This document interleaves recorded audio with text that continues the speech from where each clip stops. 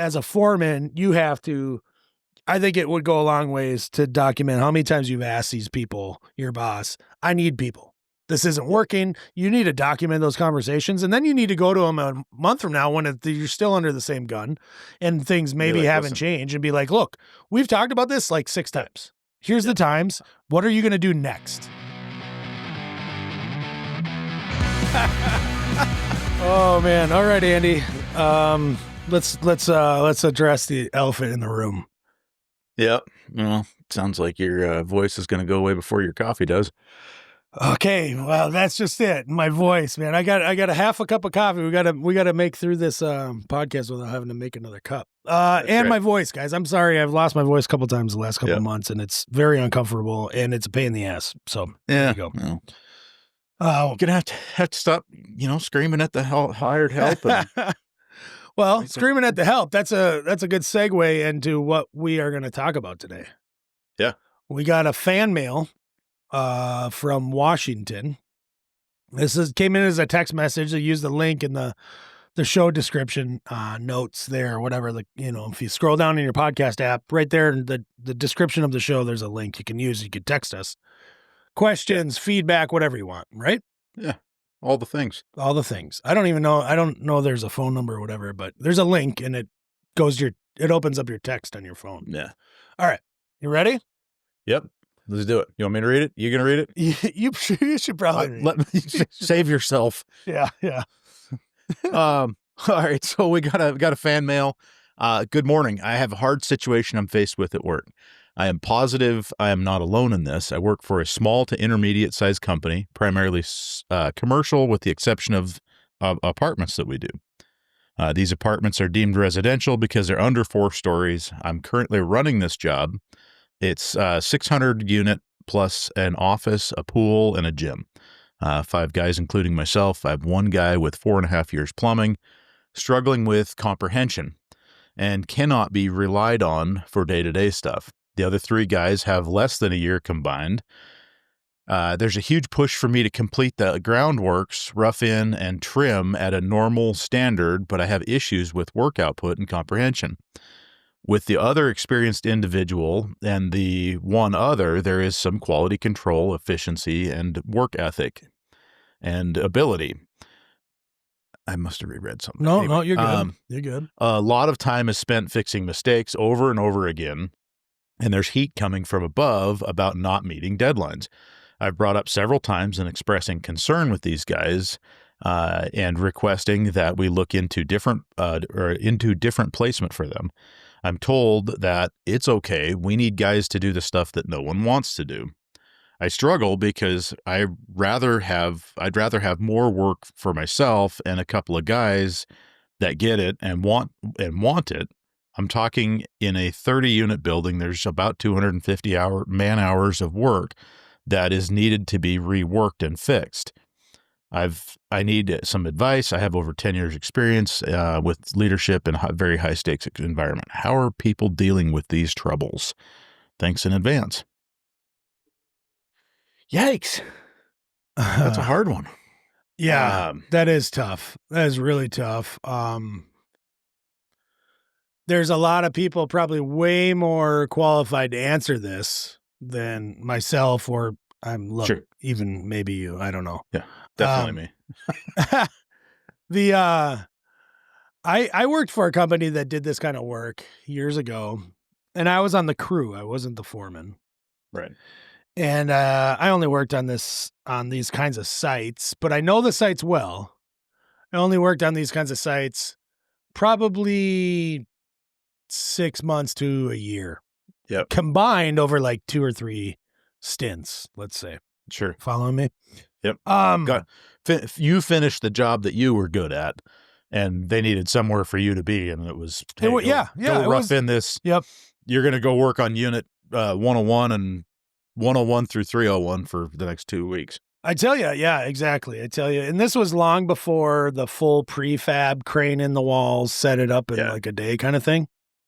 Because I'm old, but the challenge nonetheless is very much the same, because the plumbing is put in. I don't know how these new buildings are, if there's plumbing in the walls when they crane them in, but the plumbing was put in piece by piece, Yeah. drill every hole, that kind of thing.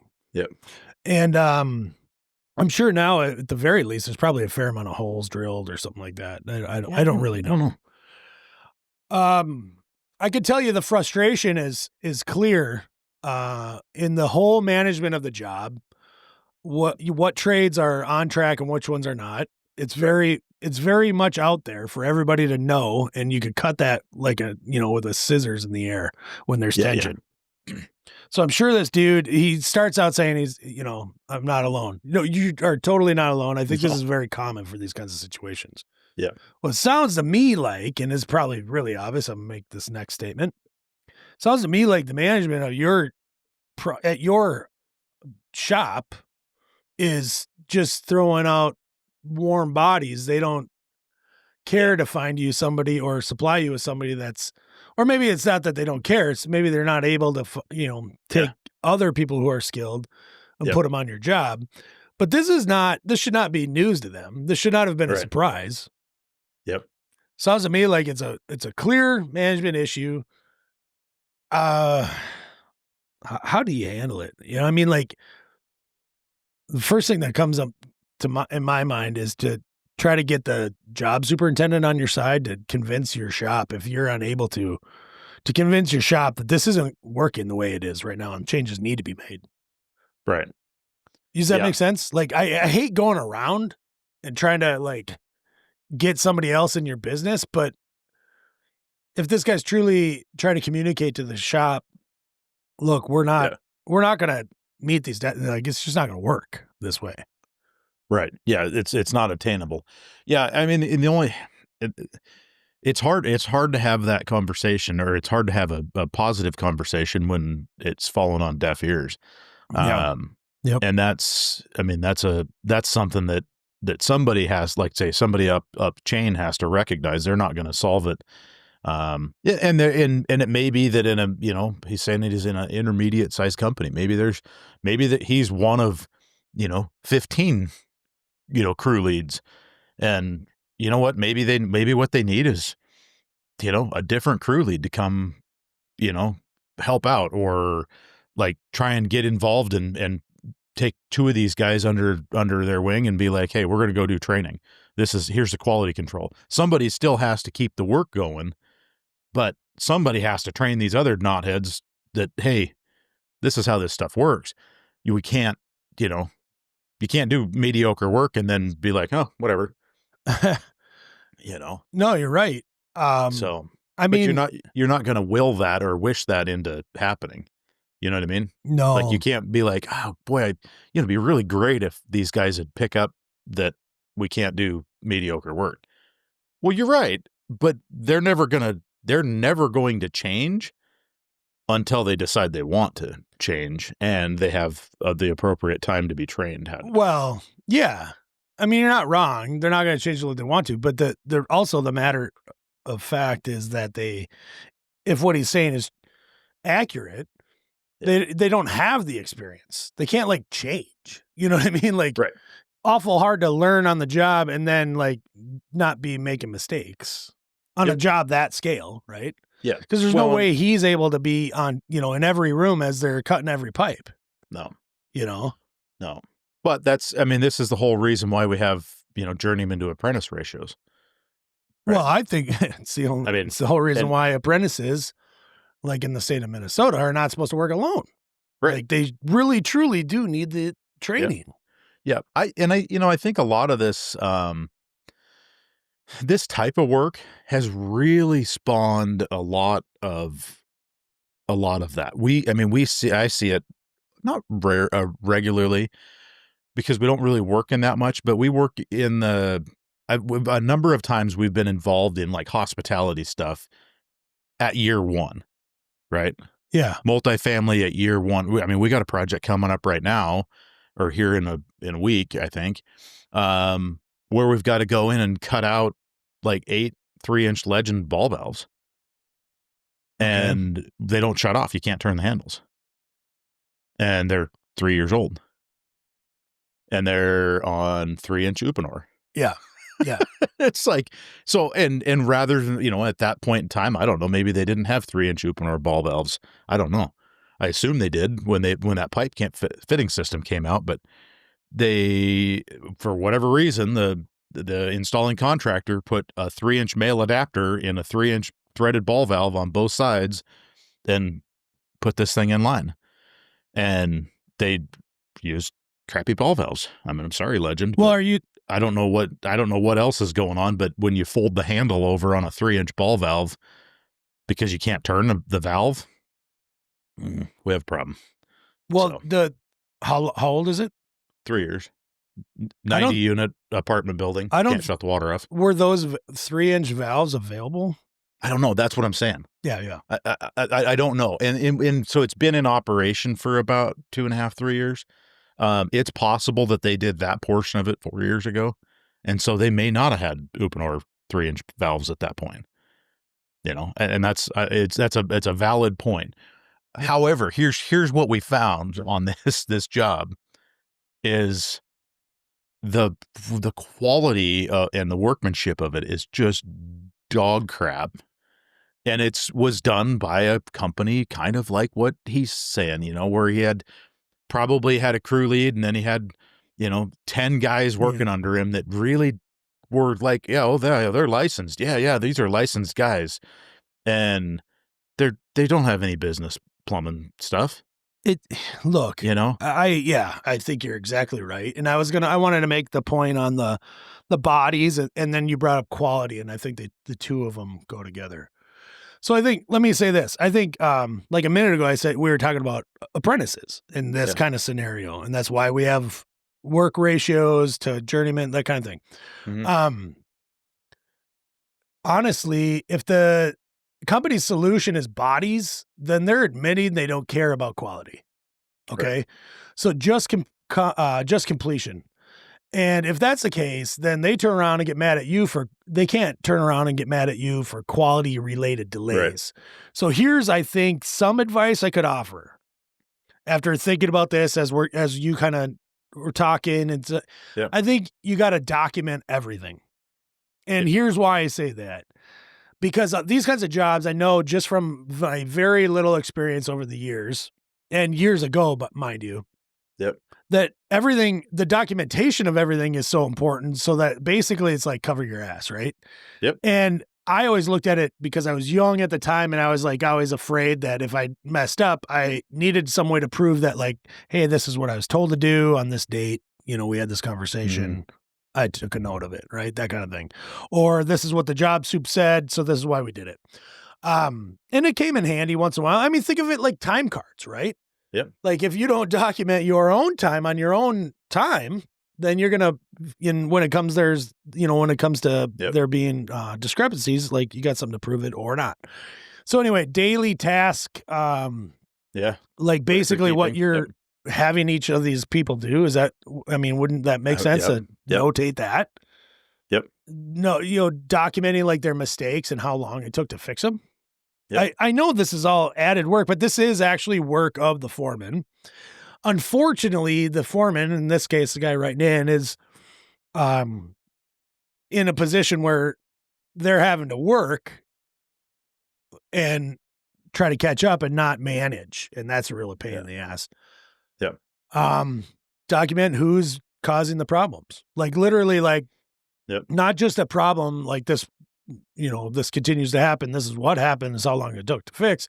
But then also like this time it was this person, you got to have all this. Well, and here's the deal. We're in a, not every aspect. We end up finding ourselves when, and especially like right now, right? It's no secret there's a shortage of skilled tradespeople. Yeah. Yeah. And in that becomes this, I don't want to say complacency, but there's just a level of complacency of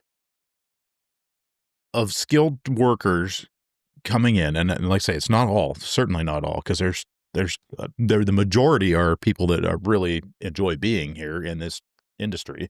Yeah, they're nice to be around. Industry. They want to work. Yeah, they want to work. They want to learn. They want to do great work, and they're going to strive for excellence. That's the majority. However, we have this other factor of people that have never recognized what it means to be proud of what you did, and you're just here for a paycheck. And what I need to do is I need to keep everybody happy enough that I can come back tomorrow and do this. And if I don't come back tomorrow, then I'll just go find somewhere else to work. And I don't care. And I don't have any quality. I don't have any pride in the workmanship. I don't have enough intelligence to want to learn. Well, there's a level of that, and there's a level of people that used to be somewhere else. Yeah. Right. Yeah. Does that make sense? Yeah. No, I get you. Well, no, they were not. Some of these folks would not have been 10 years ago, 15 years ago. Oh, would not have cut the they wouldn't have made the cut. They'd have been on the bench. Yeah, or they'd have been doing something else. Yeah, because of labor shortages, we see more of it. Yes. Okay. We can't assume that that's the case here, but that's a real scenario. That's a real problem. Right. I totally agree with you. And it's not a young people thing. Don't pin it on people. Don't pin it on their age. No. Because I know plenty of people. I have 2 sons myself that are very hardworking. Okay. The last thing I think on that documentation, though, is like what you're saying right now. This is perfect. Yeah. I think you got to document how many times you've asked for people. Yeah. And here's why I think it's important. Because like what you're saying and what he said in his message, like, we can't find you anybody. Nobody wants to do this work. Well, that's bullshit. That's BS. Yeah, that's total bullshit. You're either not paying enough, or you're not looking in the right spot. You're not spending enough time. If this job was really, truly important to you as a company, and you wanted to do more of this work, and you wanted to continue to work with this general contractor and all the other trades that go along with it, then you would find the right people to do the job. And as a foreman, you have to, I think it would go a long ways to document how many times you've asked these people, your boss, I need people. This isn't working. You need to document those conversations, and then you need to go to them a month from now when you're still under the same gun and things maybe haven't changed, and be like, look, we've talked about this like 6 times. Here's the times. What are you going to do next? Well, and I guess the second term to concept to that too would be, what are your permissions, if you will? If little Johnny's too much of a meathead to recognize that he's doing things wrong time and time again, right? Yeah. If he's not catching on, cut him loose. Like, bye. Yeah, get out of here. Here's 2 checks. And you know what? It's tough when you need guys, right?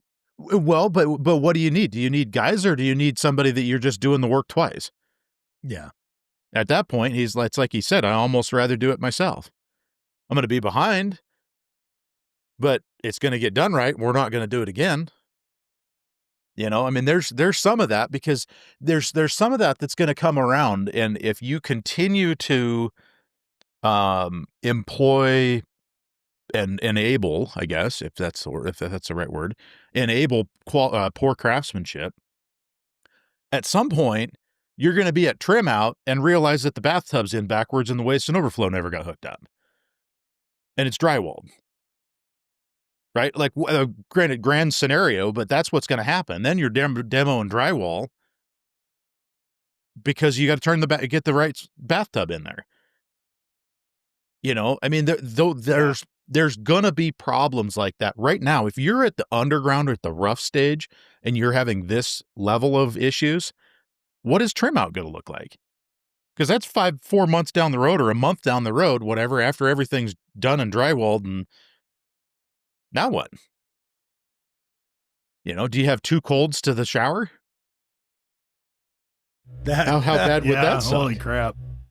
I mean, there's a lot of that kind of stuff that is easy right now to say, you know what, he'll catch on, or we've recognized that there's a little bit of an issue, hopefully they'll do better. Well, guess what? Hope. What is it? What is the thing? Hope you can wish in one hand and shit in the other. Yeah, right. Sorry, I didn't mean. Sorry, no. Yeah. That's see which one fills up first. Yep. Sorry. Yeah, no, I try not to swear on true. the podcast. It's true though, and a lot of that is,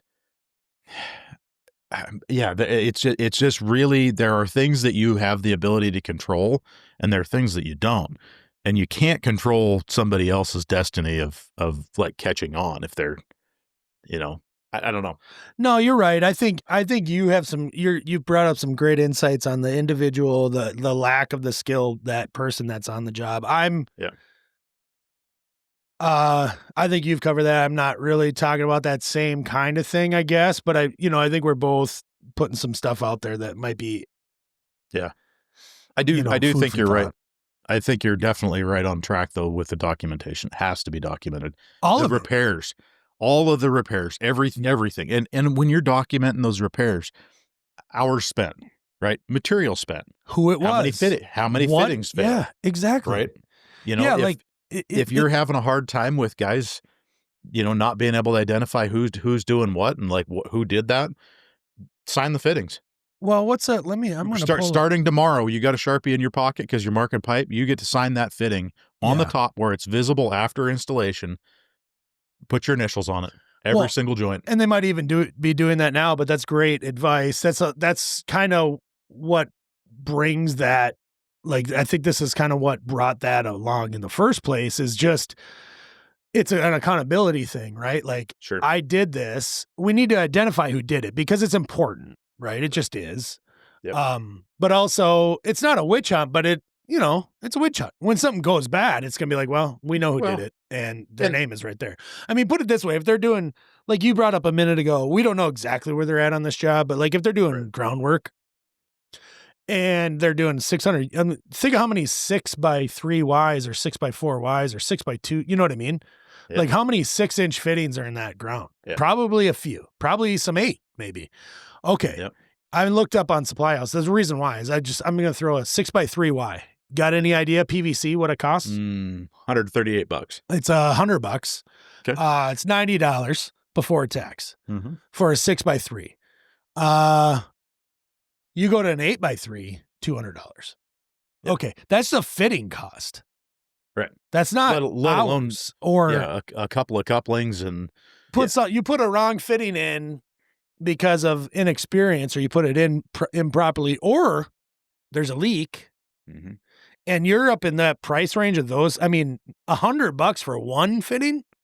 Yeah. That repair doesn't require one fitting either, like you said. No. So like all of that, document it. I think you're great. I think you nailed it on the detail of like the repair kind of stuff, the materials we had to use, how long it took to get those materials.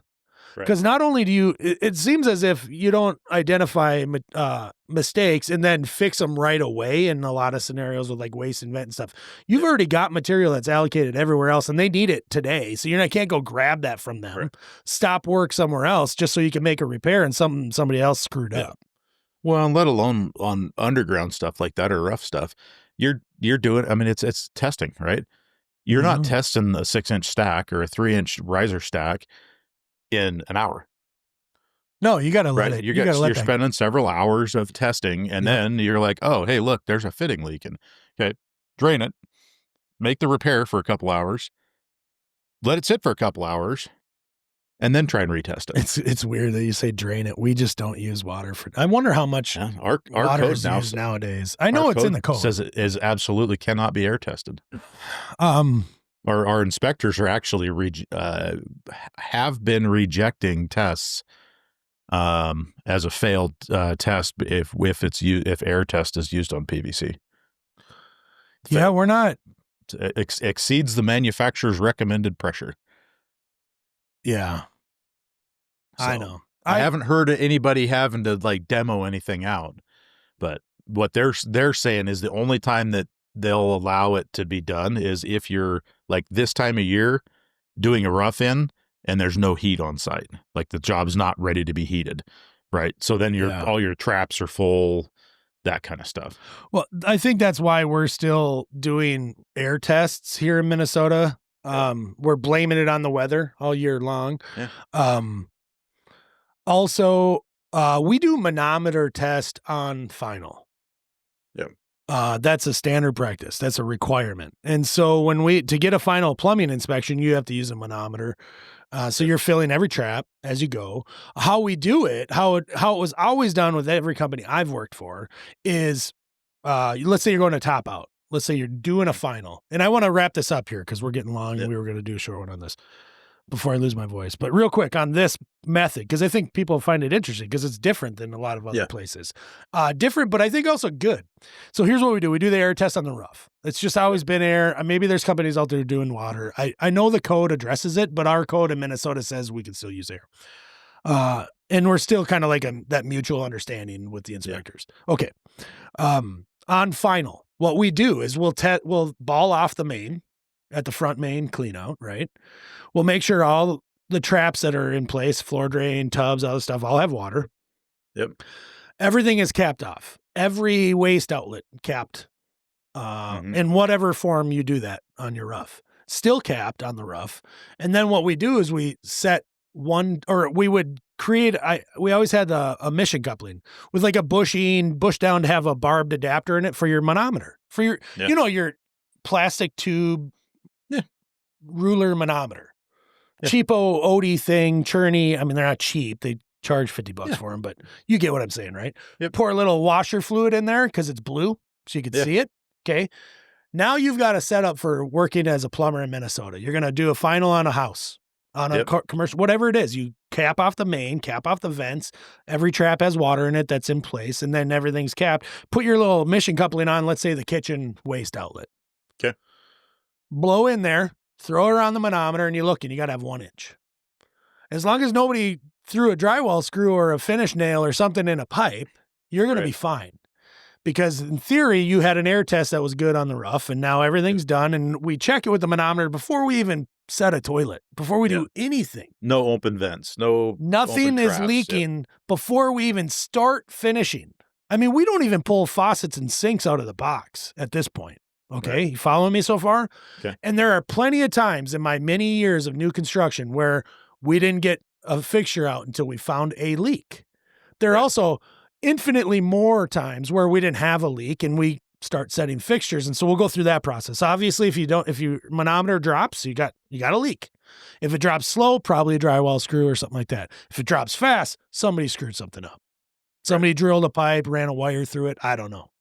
It happens. It's new construction. Okay. Yep. But the whole idea of the manometer is so you can get to that point and not go, well, why we got a leak somewhere? Because we do have to prove that there is no leak. And so when the inspector comes, we have to show them the manometer test. And how we do it then is every toilet that's set, before we even bolt it down, it's sitting on the floor on the wax ring. We're ready to tighten her down. We'll take a bucket of water, fill that trap in the bowl of the toilet, throw our manometer back on over at the sink or wherever and we'll make sure that toilet doesn't leak. We'll do that one at a time because I've had bowls that have leaks in them. And keep in mind, we have to do this. This is a requirement. We don't have to do it step by step, but if you don't do it step by step at the end, you're like, I don't know what's leaking. I don't know. We're screwed. And I've been on those scenarios too. So, how we did it is what exactly like I'm explaining. So every toilet drop it. We don't test it after a trap. I mean, come on, right? Right. But, when you're trimming out a lav or something like that, or the kitchen sink or laundry tub, but toilets, because toilets actually have holes in them, believe it or not. They do. You'll probably never know it, but if you test with a manometer, you absolutely will. So then that's what we would do. And then when the inspector comes, we throw a manometer in a toilet because we got rid of that mission coupling at the sink because the sink's hooked up, right? Throw a manometer tube in the toilet, blow on it, show it, and that's how we get our final inspection. It's just the way it is. Okay. Real quick, wrapping it up. Seriously. I want to give one kind of like in the spirit of MTGA, right? I want to say this like, hey brother, thanks for writing in first of all. And I want to remind you, you can't fix a company's hiring mistakes with elbow grease. You're not going to do it. I think what Andy said about documenting the mistakes and then just understanding how like you got to get to an understanding with your boss on this labor problem, obviously. Right. You can do the solid work and document everything and to your standard, the quality of the work, and you can try to lift these guys up and get them to the where I'm assuming that I say guys, ladies, please do not take that the wrong way. I mean, Right. any person on the job, male, female, whatever. You can try to get them to that point, but to protect your reputation. Like in the end, the problem is, and here's where a lot of the stress is going to kind of manifest itself in the end, is you're going to think, well, I'm going to look bad if this job doesn't go well, but that's not your fault, dude. Seriously. And so keep your standards high, even if the companies don't match it. I mean, you gotta, I think documenting things and worrying about, look, I'm going to do the best job I can with what I got. In the meantime, hit your boss up, tell him we've talked about this 4 times now. We've talked about this 5 times now. We talked 6 times. What are you doing about it? Like that's if they're putting you in charge of this high profile job, then at the very least, you deserve the respect on your end to say, and the ability to say, hey, I've told you about this. Oh, I need you to tell me what you're going to do. Yep. Well, something you can think about too. And I don't know, depending on how this job's set up, if you're calling into the office or the shop for material runs, right? If you're like, hey, I need this is, for next week, maybe make 2 orders. One's repair parts. Oh yeah. Shit. Right. They'll see that. I guarantee you that when that super or the project managers documenting POs written to that project, and they're seeing these POs come across the desk that are, $1,000 for fittings to repair unit, blah, blah, blah, blah, blah. Yeah. They'll start adding up. Yeah. Start adding on the PO, however your system works, like put R at the end or something, rework, right. You know what I mean? Like, or just put rework on it. Yeah. Maybe they already have a rework, maybe that's exactly what it is. Maybe they are. Yeah. It sounds like documentation, and there's a lot you're not going to solve. That's where you're going to remain frustrated in that position. You're not going to be able to solve the problems completely. Right. All right, dude. Sorry about my little rant on the manometer. Jeez, I know, went off on it. But it's different, right? It is a solid way to know that, because we have to prove there's no leak once everything's in. I think it's a good product in the end. So I think the product is, I think it's a good quality control for a homeowner then to get a plumbing system that we know isn't leaking. And I say that because if you're not testing like that, how do you know it's not leaking? Yeah. You can't fill the house up with water to the roof once the fixtures are on. Yeah.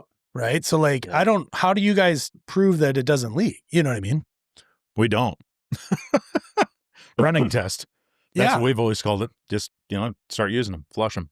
Yeah. Yeah. But, but on that same note, how do we know that there's a drywall screw? Well, you don't. You come back 2 years later when the customer's like, this closet always smells like sewer. Yeah. Oh, well, let's cut some drywall open and we'll find it. Well, that's what I think we're eliminating here in the whole process that we're required to do. Mm-hmm. Yeah, it's different. If you're not doing this kind of work, sorry if it's boring, but like it is. I think it was worth mentioning because I don't think a lot of people fully understand, and it's because it's different enough. All right. So, whatever. Better plumbing in Minnesota. Just better plumbing. I'm just going to tell you that. We're better than you. That's right. All right, guys. Thanks for listening. And this whole episode was brought to you by our listener question, right in. That's what, I mean, not sponsored or anything. I'm just saying, gave us something to talk about, and I love it. Yep. Appreciate it. All right, dude. Take it easy. Good luck. Good luck. See ya. See ya.